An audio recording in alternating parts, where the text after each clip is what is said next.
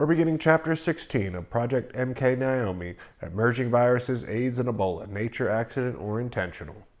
As the Congressional Select Committee's hearing continued, it became more and more obvious to senators that the CIA was not accountable for any of its actions. It was operating above and obviously against the law. What bothers me, Mondale said, based on this evidence, the evidence we have had in other hearings, is this whole issue of accountability, this difficulty of finding out what happened, and this gnawing fear that I have that things are occurring in deliberate contravention and disregard of official orders. The chairman responded in kind. In that connection, Church asked, are any of those who failed to obey President's orders still with the agency? Apparently so, Colby admitted. What disciplinary action has been taken? I have not taken any. I have that under advisement right now, and I am coming to a decision. The question went back to Senator Mathias. The CIA had a continuing relationship at Fort Detrick, which in fact financially supported the Special Operations Division at Detrick. Is that not true? Colby, yes. Mathias, and that this was the facility in which experiments were carried out and which research was done? Colby, yes. It was not solely supported by CIA. It was also supported by the Army. Mathias, but CIA was one of the principal customers. Colby, principal participants, yes. It wasn't the principal, but it was a substantial customer. Mathias, it was a principal customer, all right. But Fort Detrick was not normally a production facility, though, was it? Colby, no. I think this particular material, shellfish toxin, it is indicated it did come from elsewhere. It was actually produced somewhere else, and I have a request now from a quite proper research interest not to destroy it, but to make it available to medical research.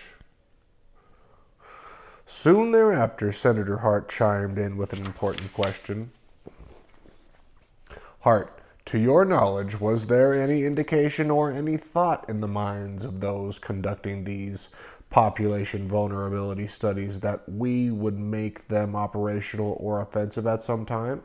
Colby, I think the vulnerability studies conducted by the Department of Defense were basically defensive in their thought process.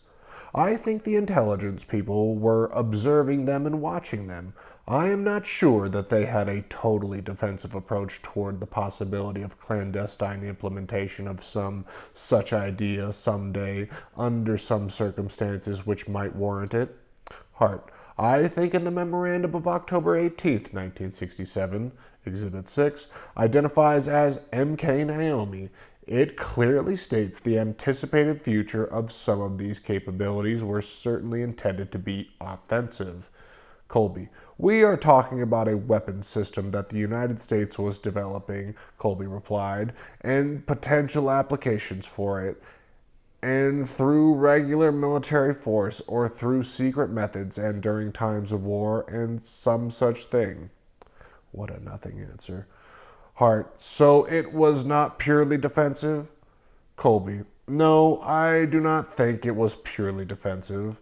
I think particularly the intelligence people who were observing it were thinking of possible positive applications when appropriate. Colby's honest and incriminating admission startled me. Surely the comment would have also startled Colby's higher-ups, Kissinger and Ford. I guess it was more than a nothing answer, but I guess I just didn't understand. I'm going to reread that. We are talking about a weapon system that the United States was developing, Colby replied. The potential application for it, and through regular military force or through secret methods and during times of war and some such thing. Okay, that is pretty blatant on its face. We're doing it. I recalled reading a passage in Isaacson's book that said not long after Colby's testimony, the president and national security advisor met and decided to dump the CIA director. Kissinger was quoted as saying, "Every time that Bill Colby gets near Capitol Hill, the damn fool feels an irresistible urge to confess to some horrible crime." Maybe because you're doing some horrible crime all the time. Testimony of Nathan Gordon, former Chief Chemistry Branch, Technical Services Division, Central Intelligence Agency. And remember, the Technical Services Division is essentially the people that make James Bond's gadgets. Figuratively, of course. Gordon, gentlemen, I am appearing before this select committee freely and willingly. I am here not as a mystery witness or secret witness. I acknowledge that I have been served technically with a subpoena, but the record will show that I indicated to staff that I did not necessarily need a subpoena. I would be happy to appear before the closed session and the public testimony of my own free will. I would like to dispel the myth that has been circulating around with respect to a mysterious secret witness. Chairman Church, may I say, Dr. Gordon, that a subpoena was issued by the committee with the understanding that it was necessary. The rule that has been invoked is based upon the issuance of the subpoena. Do you understand the subpoena, or are you here on some other basis? I want you to know your rights under the rule, and I think you should read the rule I should read the rule to you. Gordon, please do. After reading Gordon his rights, including the right to prevent broadcast media from filming, recording, or photographing him, Church looked to Gordon and said, Chairman Church, do you accept the subpoena? Gordon, yes. Chairman Church, all right. Gordon, may I continue, Chairman Church? Now you may continue. Gordon, let me start from the beginning, please, if I may. I am appearing before this select committee freely and willingly to describe my involvement in a classified project known as MKNAOMIE. I wish to state that I was a CIA employee, specifically a chemist, charged with the function of supporting and serving operational requirements of the DDP, Deputy Director of Plans, currently. I believe the designated title since September 30th, 1972 is the Deputy Director of Operations. It was and is my belief that the agency's policy in this field is behavioral materials was to maintain a potential capability. I emphasize, gentlemen, the phrase potential capability in the event the need should arise to use these materials biological and or chemical operationally. I would like to emphasize that, to the best of my knowledge, there was never a CIA directive or any directive to my knowledge that impinged on the CIA to destroy biological agents or toxins. No, the people just knew what they had to do. Mr. Sidney Gottlieb, Mr. Richard Holmes. I joined the TSD CIA, TSD being Technical Services Division, in October 1967 as the Deputy Chief of the Biological Branch of the Technical Services Division. A few months later, I assumed the function of the branch chief. I held that position until April of 1970. Schwartz. At that time, was the chain of command running from yourself to a Deputy Director of the Technical Service Division, then to Gottlieb, then Mr. Thomas Carmenicence? That's how I'm saying his name. Who was the Deputy Director for Plans, then from him to the Director of the agency, Mr. Richard Holmes? Gordon, that is correct, sir, misrepresenting MKNAOMIE. Following a lengthy and unraveling discussion, Mr. Gordon informed the group that he had personally informed the commanding officer of the U.S. Army Biological Laboratories and the chain of command, which included the Chief of Special Operations Division, the project officer for MKNAOMIE, that it was our desire to cease operating the classified project MKNAOMIE. Yeah, just make it MK Artichoke or Project Operation Artichoke, right?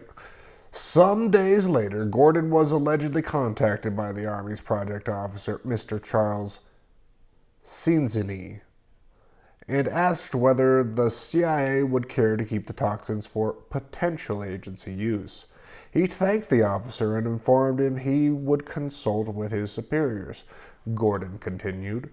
Gordon, after the consultation with my project officer and technical consultant, we agreed that the offer was valid for a number of factors.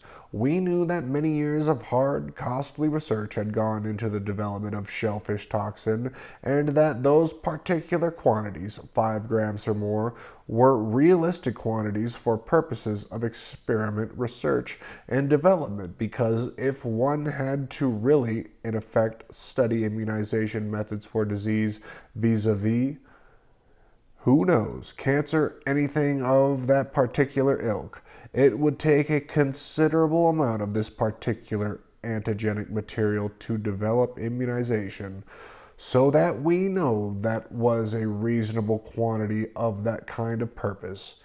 It certainly was not a reasonable quantity for us, however.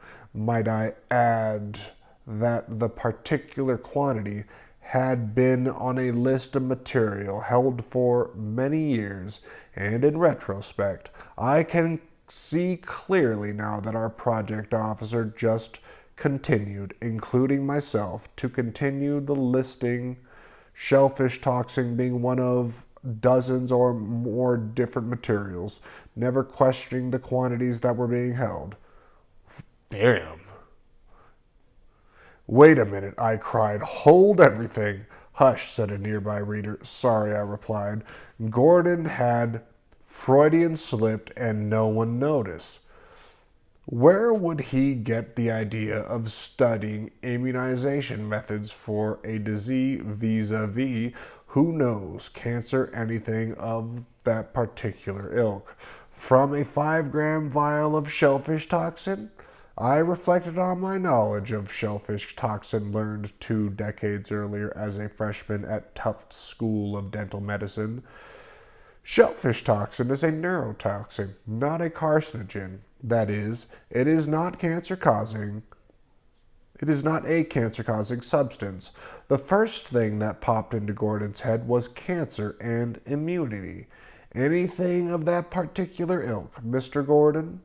How about the new cancer viruses that Gallo was describing before NATO audiences at that time? How about mutant virus immunosuppression? I quickly headed for the scientific reference section to look up the effects of shellfish poisoning just to be sure. The clinical features of exposure, including numbers of tingling of the mouth, face, and arms and legs, visual disturbances, nausea, vomiting, diarrhea, in more severe cases, muscle weakness, paralysis, and respiratory arrest. Yikes. In essence, shellfish toxin made a great incapacitating agent for the CIA, but it held no benefit for studying immunity, cancer, or anything of that particular ilk. Sounds like a lot of the vaccine side effects some people be getting. The cross-examination continued. At one point, the chairman, obviously upset with Gordon's heightened sense of denial, got tough. Chairman Church, let us be clear what we are talking about. President Nixon had decided that the United States should destroy biological toxins, right? And you decided that the United States should destroy biological toxins, right? And you answered, right. Then Mr. Schwartz said, the matter you discussed that some new president or administration official might come along and say, we would like to have such stuff in order to kill people. Is that right? And you answered, that is right. When I read this section, my question to Gordon would have been, did you have any inside knowledge that the Nixon White House might be quickly changing hands and that the Kissinger-Ford administration might put some of these materials to immediate use for covert operations in Africa? Still in a rage, the chairman then blamed Gordon, as well as the higher-ups, for the whole messy MKNAOMIE affair. Chairman Church, where does the blame lie? You say it does not lie with you. If you say it does not lie with Mr. Helms, where does the blame lie? Gordon, you asked the question, who in the CIA made the decisions? Now you know that it was the chemistry branch chief, the project director, and his technical consultant. Chairman Church, the blame lies with you. Gordon, the blame lies with the group I have just specified. Chairman Church, very well. Sounds like Mr. Church knew all along. Later, toward the end of Gordon's testimony, questions were asked by Senator Schweiker about where the toxins originated. Angered by Gordon's hesitance to say or explain the role the United States Public Health Service played in MKNAOMIE, Schweiker protested. Schweiker, Dr. Gordon, the part I have trouble comprehending, in view of your testimony, is that labels on these cans are stuck on the top of the cans. You could not possibly pick the can up and put it in a file without reading the label. One label says very clearly, paralytic shellfish toxin, Working Fund Investigation Northeast Shellfish Sanitization Center. Then it says, United States Public Health Services. You do not have to be James Bond to figure out that means it said, I'll be reading the acronyms for you guys, so it's USPHS. Yeah, where was I?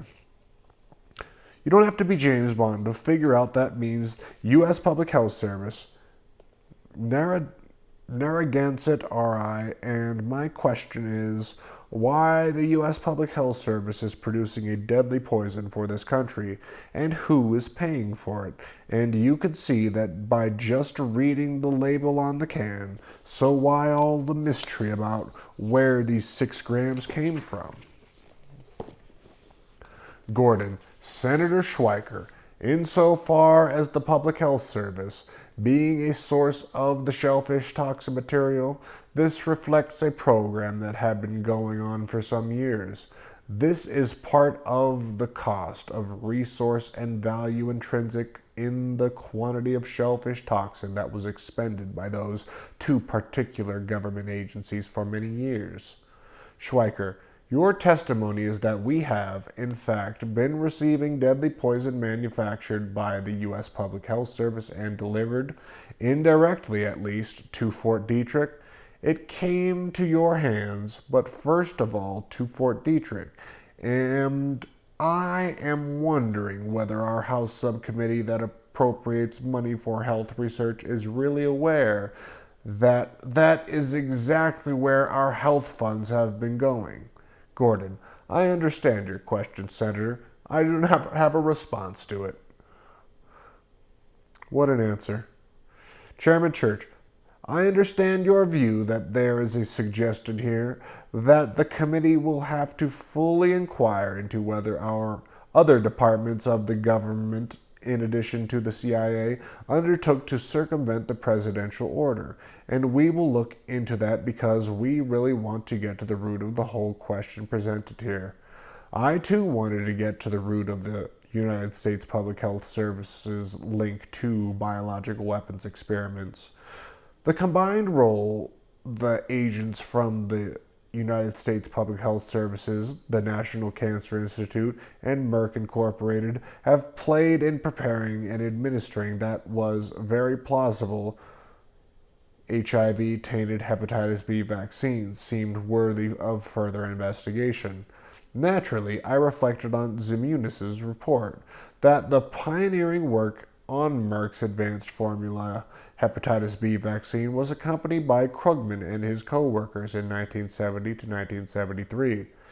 The investigative journalist Robert Lederer keenly observed, as I did, that Krugman headed these initial studies and that Krugman, like Gallo through Littleton Bionetics, received funding for the project from the U.S. Army while serving in New York at the Willowbrook State School for Mentally Retarded Children. Despite a later publication by Zimunis and Purcell from the CDC describing hepatitis A and blood screening studies conducted on a group of mentally retarded children, Zimunis' New England Journal of Medicine report said Krugman's experimental hepatitis B population was healthy adults, and that Krugman's hepatitis B study began in 1974. Zimunis' report also noted that Hilleman Merck Institute hepatitis B studies began within 24 months of Krugman's efforts. More evidence, though circumstantial, that the early New York hepatitis B vaccine experiments could have been part of the CIA and Army's cooperative, Project MKNAOMIE. Schweiker continued his assault on Gordon.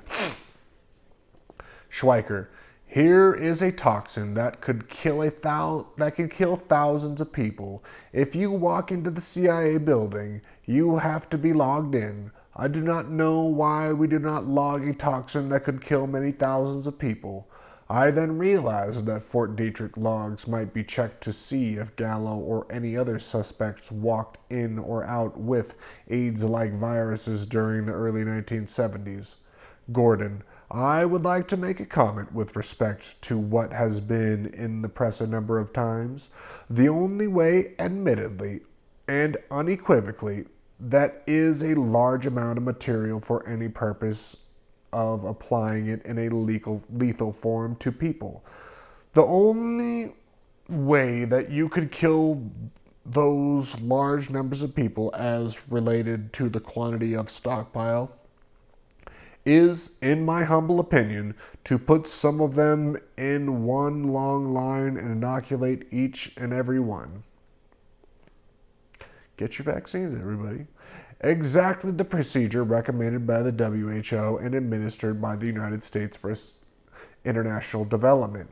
Vaccination teams working with the 20 Central West African countries to immunize more than 20 million people from the mid-1960s to the late 1970s. And could that possibly be why African AIDS is so much different than American AIDS? Like, it's apparently mainly like a homosexual thing over there, like the book earlier stated. But over there, they're mainly heterosexual. And it's mainly like they're just like diarrhea themselves to death. Correctly assigning fault, Kissinger ordered MKNAOMIE. Finally, Senator Morgan surmised what I had about the origin of MKNAOMIE. Giving Henry Kissinger a break and Gordon the benefit of the doubt, the senator from North Carolina said, Morgan, I think the president understood that we would be some problem in the disposal of biological and bacteriological weapons, and I think he must have understood that we would be some there and I think he must have understood that there would be some need to retain some for research. And I think this is why he asked the Secretary of Defense, who is on the National Security Council, to promulgate some guidelines for doing this very thing. And according to this memorandum to the President, it appears to me that as of late as January 25th, 1973, these guidelines had not been promulgated. I think what I am saying, Dr. Gordon, is that somebody is trying to tree you, and I think we are treeing the wrong one. I think the fault lies at a higher level, Mr. Helms, Mr. Kissinger.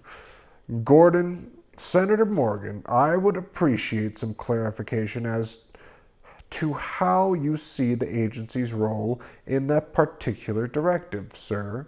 Morgan, I think the agency role would have been to follow whatever guidelines the President and National Security Council may have set up after receiving recommendations from the D.O.D. Defense. Now you fucking know it. I think you exercised your judgment, perhaps wrongly. but exercised it based on the fact of what you understood it to mean. From what I read, this as late as 3 years after the original order, there had been no program devised or prepared or promulgated for the disposal of these bacteriological or biological drugs, and it was the responsibility of the president to enunciate this program. In essence, Morgan pointed out that the Secretary of Defense, Melvin Leonard, on or about January 25, 1973, had sent a memo to President Nixon asking for clarification as to what should be done regarding stockpiled biologicals. As Isaacson clearly noted in Kissinger, by that time, at the height of his Watergate embarrassment, Nixon was too depressed and dysfunctional to make any decisions. Virtually every important directive was made by Kissinger, who sat atop the National Security Council, the President's Foreign Intelligence Advisory Board, the Intelligence Oversight Board, the Operations Advisory Group, the Committee on Foreign Intelligence, the CIA and the 40 Committee, and the Washington Special Action Group. That's who Kissinger was basically in charge of, pretty much still to this day. Maybe not in formally, but you better believe it informally. Therefore, it was Kissinger who had first ordered an interagency review of the nation's chemicals and biological weapons capabilities. It was Kissinger who came up with the foreign policy recommendations that Nixon signed at the Geneva Accord for propaganda purposes. It was Kissinger who, having a vast amount of intelligence on the matter, plus having ordered the official chemical biological weapons investigations reports to write, had to have turned a deaf ear to Gordon and Karmanis's requests for orders to destroy the nation's deadly biological weapons.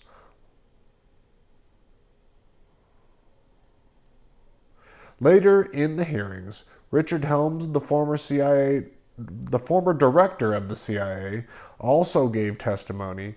His statements also indicated that Kissinger oversaw MKNAOMIE.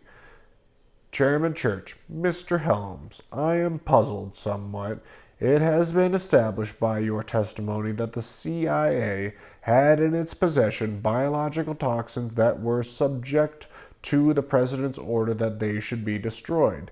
You have testified that a special study group was set up by the National Security Council, Kissinger, pursuant to that order, and that the study group was not notified of the possession of these materials.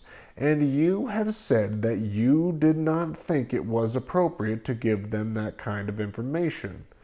Since this was a study group of the National Security Council, Kissinger, and since under the statute you are to take your directions from the National Security Council, Kissinger, in covert operations, why wasn't it appropriate to tell this study group of that particular capability? Helms, yes, sir. It is true that the statute reads that the Director of the Central Intelligence reports to the National Security Council, which, in effect, is reporting to the President. They do not necessarily report to the National Security Council staff. This was the staff, of course, established by Kissinger with Nixon's blessing. Thus, the two men maintained complete control over the passage of intelligence and administrative authority. The National Security Council staff was considered a separate body from the National Security Council, with different meeting agendas, and Kissinger ran them both. Helms, many of these study groups that were put together on a whole variety of matters over the years would not have been made privy to secret intelligence information unless there was some specific request on the part of Dr. Kissinger or someone that they should be so briefed. So this was the custom, not an exception to the rule. A custom.